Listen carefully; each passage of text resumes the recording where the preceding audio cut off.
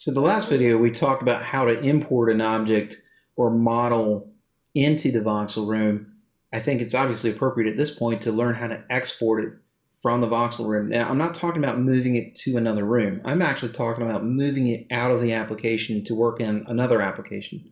So again, there are different ways to do this. You can go to Voxel, and if there are certain things that you need to do to the mesh before you export, you certainly can. But once you've sculpted it, once you've done any operations, you can literally right-click on that layer, export object, or you can even export the scene if there's multiple things in that scene. But you can export the object, and in this case, I'll just put it, I'll go one up, and I'll just say mail and hit save.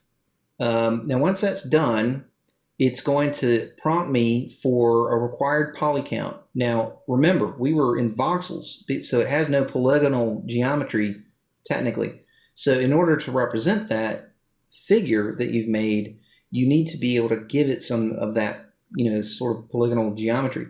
So it's saying in order to have full fidelity resolution, it's sitting at 1,000,000 polys.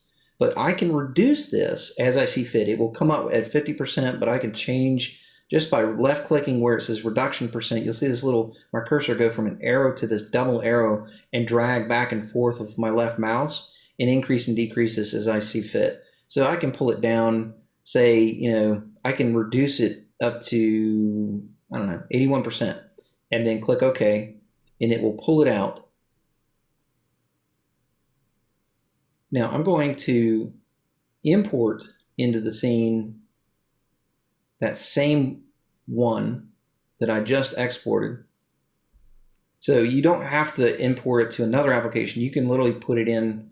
I can't imagine why you would necessarily need to do this, but you can put it in 3D code from where you were at. And you'll see that while the other one was 1,000,000 polys, this one, once I commit it to the scene, if I select that layer, let's just change the parent to root. If I select that layer and hide the other one, I'm sitting, it should be actually reduced. That's kind of weird that it's the same. Oh, I know why, because it's bringing it in as a voxel. That's why. So it's going to come in as the same poly count. So let me actually delete this one, but that's good to know. So let me go ahead and pull up ZBrush. I got a ton of different 3D software, and either I have educational licenses or I've licensed them or they are free. I don't steal anything. I don't pirate anything. So don't freak out that, oh, look at all that stuff he's got. I don't advocate doing it. I never would. I never will. It's just not my personality, and I think it's wrong. There are a lot of people like ourselves that are working hard for their money. So anyway, so we're pulling up ZBrush here at 4R6 here, and as soon as this finishes what it's doing, I'll go ahead and import what I had done. So I'm going to go to that same folder under Projects, Organic, and Humanoid, Male.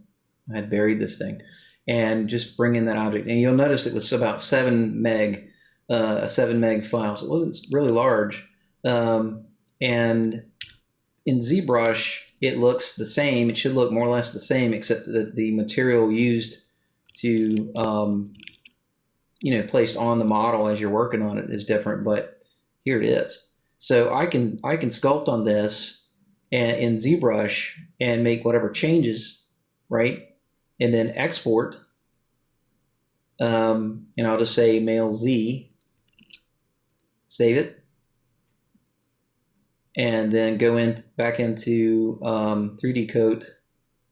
I put a new layer up there. I probably didn't even need to do that. And double click on that one I just exported and hit enter. Now in this case, let me change the root, change the parent. I'll delete this other layer. We didn't need that. That's one problem I have with 3D Coat. It drives me kind of bonkers, is why it doesn't come in on the same layer. But you can see whatever change I made to his chest in ZBrush came in just fine in here. and the poly count is more or less the same. Let's see. The original one was 1,069,000. This one's just slightly more, and that stands to reason because we have more space to fill here. So if I had taken away parts of them, depending upon how I've done it, it may come in as a bigger or smaller mesh. So it works extremely well with other applications, especially in OBJ format, etc. But that's it. That's exporting in 3D code. Hope you enjoy.